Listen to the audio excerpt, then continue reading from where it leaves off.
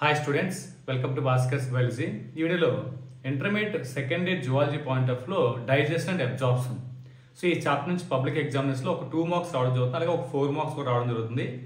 అయితే ఈ వీడియోలో మనం ఏంటంటే ఈ digestion and absorption point of లో 2 మార్క్స్ క్వశ్చన్స్ అనేవి ఎక్స్ప్లెయిన్ చేయడం జరుగుతుంది.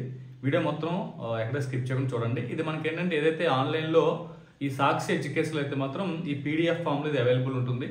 ఒకసారి మీరు ఎవరికి దగ్గర సరే ఒకవేళ దీనికి సంబంధించిన మెటీరియల్ ఏమైనా లేకపోతే సాక్షి ఎడ్యుకేషన్ నుంచి అయితే మొత్తం దీన్ని డౌన్లోడ్ చేసుకోవచ్చు. సో ఆ డౌన్లోడ్ చేసుకున్న దాన్ని బేస్ చేసుకుని అయితే ఇక్కడ ఎక్స్ప్లెయిన్ చేయడం జరుగుతుంది. వీడియో మాత్రం ఖచ్చితంగా కంప్లీట్గా చూడండి, నచ్చితే లైక్ చేసి మీ ఫ్రెండ్స్ కూడా షేర్ చేయండి. ఇంకా ఎవరైనా నా ఛానల్ సబ్స్క్రైబ్ చేసుకోండి. అదేవిధంగా బెల్ ఐకాన్లో ఆల్ ఆప్షన్ యాక్టివేట్ చేసి పెట్టుకోండి. Okay, give the dental formula of adult human beings. So adult human beings లో ఉన్నటువంటి డెంటల్ ఫార్ములా అడగడం జరిగింది. ఇక్కడ చూడండి, ఇక్కడ ఈ మౌత్ సంబంధించినటువంటి లోపల టీత్స్ కూడా ఇక్కడ డయాగ్రామ్ ఇవ్వడం జరిగింది. చూడండి, dental formula represents the arrangement of various types of teeths in each of both the jaws of man. అంటే హాఫ్ సైడ్ ఏదైతే ఉందో, అంటే ఫర్ ఎగ్జాంపుల్ ఇది హ్యూమన్ తాలూకా జా అయినప్పుడు ఫర్ ఎగ్జాంపుల్ ఇక్కడ ఇలా హాఫ్ తీసుకోవచ్చు, ఇదిలో హాఫ్ జా, ఇది ఇలా హాఫ్ జా, ఇలా హాఫ్ జా. సో హాఫ్ జాలో మనకి ఏమవుతుంది, అప్పర్ సైడ్ అదే మనకి లోవర్ సైడ్ రెండింటి వైపు కూడా మనకి ఇక్కడ డెంటల్ ఫార్ములా రిప్రజెంట్ చేయబడుతుంది. అంటే ఒక జా తీసుకుంటే, ఒక దవడ తీసుకుంటే, ఒక దవడ హాఫ్ ఇట్ ఉంటుంది. సో హాఫ్ లో అప్ డౌన్ అంటే పై దవడ కింద దవడ ఎన్ని పళ్ళు ఉంటాయి అంటే టీత్స్ అనేవి ఎన్ని ఉంటాయి అనేది మనకి ఇక్కడ రిప్రజెంట్ చేయవచ్చు. అందుకే చూడండి, type of teeths in each of both the jaws of man in this order incisors, canines, premolars, molars. మనకి 4 టైప్స్ ఆఫ్ ఈ టీత్స్ అయితే మాత్రం ఉండడం జరుగుతుంది. ఆ 4 టైప్స్ ఆఫ్ టీత్ కూడా మనకి ఏంటి, ఇన్సిజర్స్ ఒకటి, కెనైన్స్ ఒకటి, ప్రీమోలర్స్ ఒకటి, మోల్స్. ఇన్సిజర్స్ వచ్చేసరికి మనకి ఏంటి, ఇక్కడ చూడండి ఫస్ట్ నెంబర్ అనేది ఇన్సిజర్ రిప్రజెంట్ చేస్తుంది, సెకండ్ నెంబర్ కెనైన్స్ ని, థర్డ్ నెంబర్ ప్రీమోలర్స్ ని, ఫోర్త్ నెంబర్ మోలర్స్ ని కన్సిడర్ చేస్తుంది. కాబట్టి ఇక్కడ ఇన్సిజర్స్ ఏమవుతుందంటే ఒకవైపు 2 ఉంటాయి, అప్పర్ సైడ్ 2 ఉంటాయి, లోవర్ సైడ్ 2 ఉంటాయి. కెనైన్స్ అప్పర్ సైడ్ ఒకటి ఉంటుంది, లోవర్ సైడ్ ఒకటి ఉంటుంది. నెక్స్ట్ ప్రీమోలర్స్ అప్పర్ సైడ్ 2 ఉంటాయి, లోవర్ సైడ్ 2 ఉంటాయి. మోలర్స్ అప్పర్ సైడ్ 3 ఉంటాయి, లోవర్ సైడ్ 3. అంటే మనకి ఏదైతే మనకి ఫస్ట్ 2 కూడా, ఈ 2 కూడా మనం ఏం చేస్తామంటే దేని కింద కన్సిడర్ చేస్తామంటే ఇన్సిజర్స్. సో దాని తర్వాత కొద్దిగా లెంగ్త్ ఇలా వస్తుంది, అంటే ఫస్ట్ హాఫ్ ఆఫ్ ది జా చెప్తున్నాం కదా, హాఫ్ ఆఫ్ ది జా పైన కింద కూడా ఫస్ట్ మనకి ఏమొస్తున్నాయి, 2 ఇన్సిజర్స్ ఉంటాయి, 2 కూడా ఇన్సిజర్స్. సో దాని తర్వాత మనకి వచ్చేదంటే ఇలా కెనైన్స్, కొద్దిగా ఇలా పొడవుగా మనకి కూరలు అంటాం, కూరలు ఈ ఏదైతే మనకి వైల్డ్ యానిమల్స్ లో కనిపిస్తాయి పెద్దవి, ఆ పెద్ద మనకి ఏంటంటే కెనైన్స్. ఇవి మనకి మాంసాన్ని వాటిని కూడా చేర్చడానికి వాటికి యూజ్ అవుతాయి. నెక్స్ట్ తర్వాత ఏంటంటే 2 ఉంటాయి, ఈ రెండింటిని కూడా మనం ఏంటంటే ప్రీమోలర్స్ అంటాం. ఆ తర్వాత మనకి 3 ఉంటాయి, ఈ 3ని ప్రీమోలర్స్. ఇలా మనకి పై వైపు జా, సేమ్ కింద వైపు జా కూడా 2 ఇవి. నెక్స్ట్ ఒకటేమో కెనైన్స్, 2 ఏమో ప్రీమోలర్స్, మిగతా 3 కూడా మోలర్స్. ఇలా ఆఫ్ ఉన్నాయి, 2-1 2-3/2-1. సేమ్ ఇటు కూడా సేమ్, అలాగే 2-1 2-3/2-1 2-3. అంటే మనకి ఏమవుతుంది, ఒకవైపు డెంటల్ ఫార్మ్ లో ఉంది, మిల్క్ టీత్ డెంటిస్ట్ వేరు ఉంటుంది. మిల్క్ టీత్ అంటే చూడండి 2102 ఉంటుంది బై 2102. అంటే ఇక్కడ ఏమవుతుంది, మిల్క్ టీత్ అంటే పిల్లలకు వచ్చేసరికి ఏమవుతుందంటే ఇన్సిజర్స్ సేమ్ 2 అడల్ట్స్ అలా ఉంటుందో పిల్లలు కూడా అలా ఉంటుంది, కెనైన్స్ కూడా సేమ్ అలా ఉంటాయి. కాకపోతే కంప్లీట్ గా మనకి అంటే ప్రీ మోలర్స్ అనేవి వీటిలో ఉండవు. ప్రీ మోలర్స్ కంప్లీట్ గా ఆబ్సెంట్. అంటే ఏదైతే కెనైన్స్ అవుతుందో 2 పళ్ళు కూడా వాళ్ళకి ఉండవు, పైన కానీ కిందని కానీ. లాస్ట్ మోలర్స్ 3 ఉండాలి, యాక్చువల్గా అడల్ట్స్ లో 3 ఉంటాయి, వీళ్ళకి మాత్రం 2 ఉంటాయి. సో తర్వాత అది ఫామ్ అవుతుంది, మన విజ్డమ్ టీత్స్ కింద ఫామ్ అవుతుంది, జ్ఞానదంతం కింద. ఇది ఓవర్ అంటే మిల్క్ టీత్ వాళ్ళకి డెంటల్ ఫార్మ్ 2102/2102. అదే అడల్ట్ కి వచ్చేసరికి అవుతుంది 2123/2122. సో ఇది మనకి డెంటల్ ఫార్మ్. ఈ రకంగా మీరు చూపించాలి. ఇక్కడ ఐ అనేది ఏంటంటే ఇన్సిజర్స్ రిప్రజెంట్ చేస్తుంది. అలాగే మనకి అంటే ఇక్కడ నెక్స్ట్ పి అంటే ప్రీమోలర్స్, అలాగే మనకి సి అంటే కెనైన్స్, ఎం అంటే మోలర్స్ ని రిప్రజెంట్ చేస్తుంది. మొత్తం 32 టీత్ అయితే మాత్రం మాక్సిమం ఉండడం జరుగుతుంది టోటల్ గాను. అంటే ఒక వైపు హాఫ్ ఆఫ్ ది జా వచ్చేసరికి 16 అవుతాయి, ఇటువైపు 16, ఇటువైపు 16, 2 వైపులో 60 కలిపి మొత్తం 32 అయితే మనకి ఇక్కడ చూపించడం జరుగుతుంది. ఇది ఫస్ట్ క్వశ్చన్. మన సెకండ్ క్వశ్చన్ ఏంటంటే చూద్దాం. సెకండ్ క్వశ్చన్ పాయింట్ ఆఫ్ లో చూడండి, bile juice contains no digestive enzymes. Bile juice లో డైజెస్టివ్ ఎంజైమ్స్ ఉండవు. Yes yet it is important for digestion. Enzymes లేనప్పుడు కూడా ఇది ఇంపార్టెంట్ డైజెషన్ కి. ఎలాగనిస్తే ఇక్కడ అడగడం జరిగింది. ఇక్కడ చూడండి, bile juice secreted by liver. So bile juice ఎవరు ప్రొడ్యూస్ చేస్తారంటే లివర్ ప్రొడ్యూస్ చేయడం జరుగుతుంది. ఈ లివర్ లో అంటే డజంట్ కంటైన్ ఎంజైమ్స్. ఈ బైల్ జ్యూస్ లివర్ నుంచి ప్రొడ్యూస్ అయిన బైల్ జ్యూస్ ఎటువంటి ఎంజైమ్స్ ఉండవు. But it has bile salts ఉంటాయి. ఇందులో మనకి సాల్ట్స్ అయితే ఉండడం జరుగుతుంది. ఆ సాల్ట్స్ ఏంటి అంటే sodium, potassium, next glycocholates and taurocholates. So ఇవి మనకు ఉన్నటువంటి ఈ 4 టైప్స్ ఆఫ్ బైల్ సాల్ట్స్ ఉంటాయి. ఇది ఏం చేస్తాయి? Which help in digestion and absorption of fats. Fats ని డైజెస్ట్ చేయడానికి, అబ్జార్బ్ చేయడానికి ఇవి యూజ్ అవుతుంది. సో మనకి బైల్ జ్యూస్ మెయిన్ ఫంక్షన్ అంటే బైల్ సాల్ట్స్, ఈ సాల్ట్స్ ఏం చేస్తాయంటే ఎమిల్సిఫై ఫ్యాట్స్ ని ఎమిల్సిఫై చేయడం జరుగుతుంది. అంటే ఫ్యాట్స్ తో డైజెషన్ ఇన్వాల్వ్ అవుతుంది. So bile activates the lipases. Bile juice ఏం చేస్తుంది? లైపేజ్ కూడా యాక్టివేట్ చేయడం జరుగుతుంది. ఈ ప్యాంక్రియాటిక్ ఏదైతే మనకి ప్యాంక్రియాటిక్ ఇంటెస్టైనల్ జ్యూస్ లో ఉన్నటువంటి లైపేజ్ ని యాక్టివేట్ చేయడానికి కూడా బైల్ జ్యూస్ అనేది యూజ్ అవడం జరుగుతుంది. They acts on emulsified fats and convert them into fatty acids and glycerols. So ఇది ఎమిల్సిఫై చేస్తుంది ఏది బైల్ సాల్ట్స్, అంటే బైల్ జ్యూస్ లో బైల్ సాల్ట్స్. అదే కాకుండా బైల్ జ్యూస్ ఏం చేస్తుంది? లైపేజ్ ని కూడా యాక్టివేట్ చేస్తుంది. ప్యాంక్రియాటిక్ జ్యూస్ లో ఉన్న లైపేజ్ ని, అలాగే మనకి ఇంటెస్టైనల్ జ్యూస్ లో ఉన్నటువంటి లైపేజ్ ని. ఈ యాక్టివేటెడ్ లైపేజ్ ఏం చేస్తుందంటే ఈ ఫ్యాట్ ఏదైతే మనకి ఎమిల్సిఫైడ్ చేసిన ఫ్యాట్స్ ఉన్నాయో, అంటే బైల్ జ్యూస్ చేసిన ఎమిల్సిఫైడ్ ఫ్యాట్ ని ఫ్యాటీ యాసిడ్స్ గ్లిసరాల్ గా కన్వర్ట్ చేయడం జరుగుతుంది. ఇది సెకండ్ క్వశ్చన్ ఆన్సర్. ఇప్పుడు నెక్స్ట్ థర్డ్ క్వశ్చన్ ఏంటో చూద్దాం.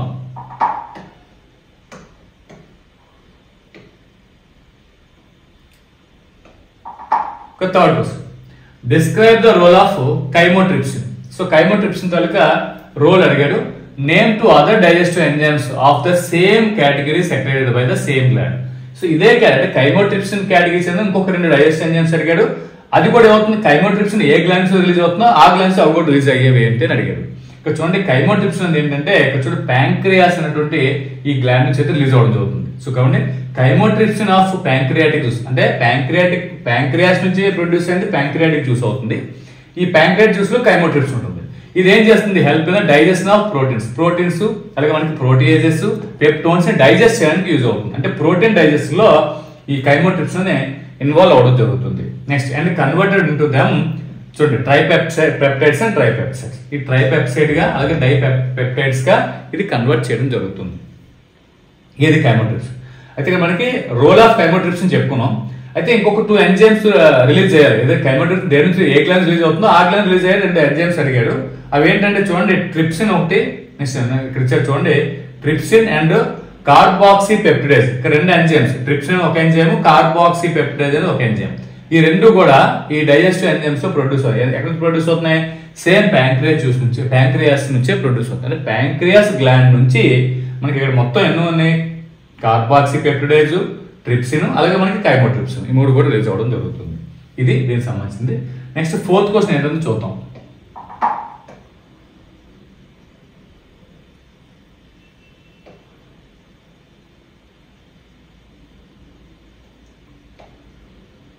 ఓకే, ఫోర్త్ క్వశ్చన్ సరికి what would happen if HCl were not secreted in the stomach లో HCl గా రిలీజ్ అవ్వకపోతే ఏం జరుగుతుందంటే HCl is secreted by చూడండి oxyntic cells of fundic glands present in the wall of stomach wall లో ఉన్నటువంటి fundic glands ఉంటాయి. Stomach wall fundic region లో, ఆ రీజియన్ లో ఉన్నటువంటి ఫండిక్ గ్లాండ్స్ నుంచి నెక్స్ట్ ఆ గ్లాండ్స్ లో ఉన్నటువంటి ఆక్సెంటిక్ సెల్స్ నుంచి ఎవరు సెక్రెట్ అవుతారంటే HCl సెక్రెట్ అవుతుంది. అంటే HCl ఎక్కడ సెక్రెట్ అవుతుందంటే స్టమక్ లో ఉన్నటువంటి గ్లాండ్స్, ఏ glands? Fundic glands. So stomach లో ఉన్న ఫండిక్ గ్లాండ్స్ లో ఉన్నటువంటి ఆక్సెంటిక్ సెల్స్ అనేవి HCl ని ప్రొడ్యూస్ చేయడం జరుగుతుంది. It provides acidic pH. ఇది ఏం చేస్తుంది? HCl ఎసిడిక్ pH ని ప్రొడ్యూస్ చేస్తుంది, which is optimal for the action of pepsin. ఈ HCl ఏం చేస్తుందంటే ఎసిడిక్ నేచర్ ఉన్న వల్ల అక్కడ పెప్సిన్ యాక్టివేట్ చేయడానికి కూడా యూజ్ అవడం జరుగుతుంది. అందుకనే HCl activates the pro enzyme pepsinogen. Pepsin starting లో ఏమవుతుందంటే పెప్సినోజన్ ప్రో ఎంజైమ్ ఫామ్ లో ఉంటుంది. అంటే ఇది ఎటువంటి ఎఫెక్ట్ కూడా ఉండదు, అంటే ఎటువంటి డైజెషన్ ఇన్వాల్వ్ అవ్వలేదు. ఏది? పెప్సినోజన్. ఈ పెప్సినోజన్ పెప్సిన్ గా కన్వర్ట్ అవ్వాలంటే HCl అనేది రిలీజ్ అవ్వాలి. అంటే HCl యాక్టివేట్ చేస్తుంది. దేన్ని యాక్టివేట్ చేస్తుంది? ప్రో ఎంజైమ్ ఫామ్ లో ఉన్నటువంటి ఈ పెప్సిన్ అనేది ప్రో ఎంజైమ్ ఫామ్ ఎలా ఉంది? పెప్సినోజన్ గా ఉంది.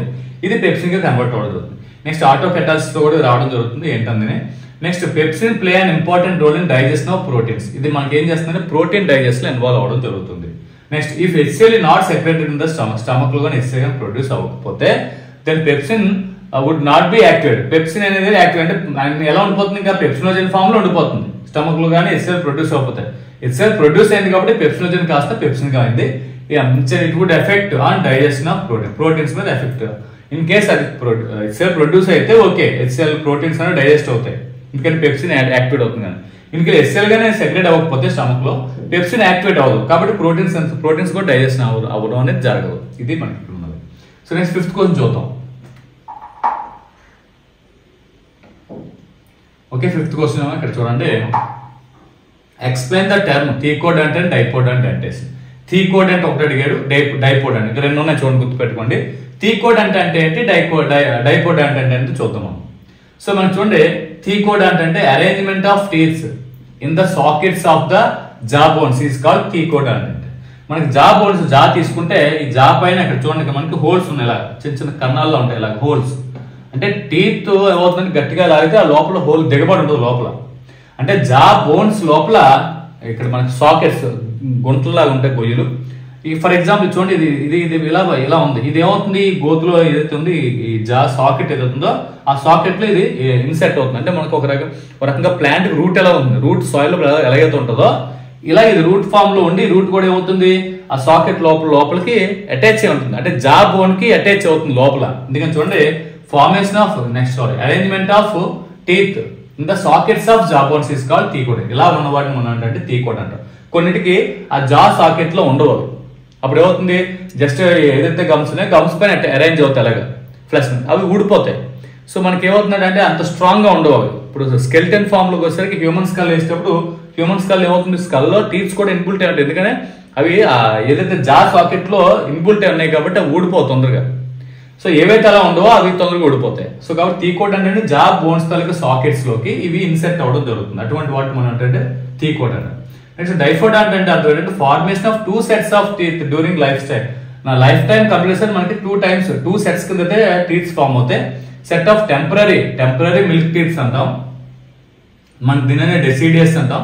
సో ఇవి మనకి ఏంటంటే ఈ టెంపరీ మిల్క్ టీత్స్ అంటాం. ఇవి ఏంటంటే సర్టన్ ఏజ్ వచ్చిన తర్వాత చిన్నపిల్లలు ఉన్నప్పుడే అవి ఊడిపోయి అక్కడ నుంచి మళ్ళీ అవుతుంది రీప్లేస్ అవుతుంది. అందుకని teeth replaced by set of permanent teeths. So permanent teeths అనేవి ప్రొడ్యూస్ అవడం జరుగుతుంది. సో ఇలా 2 సార్లు ఫామ్ అవుతుంది కాబట్టి మనం డై అంటే 2 అని అర్థం. సో డైపోడెంట్ డెంటిస్ అని చెప్పడం జరుగుతుంది.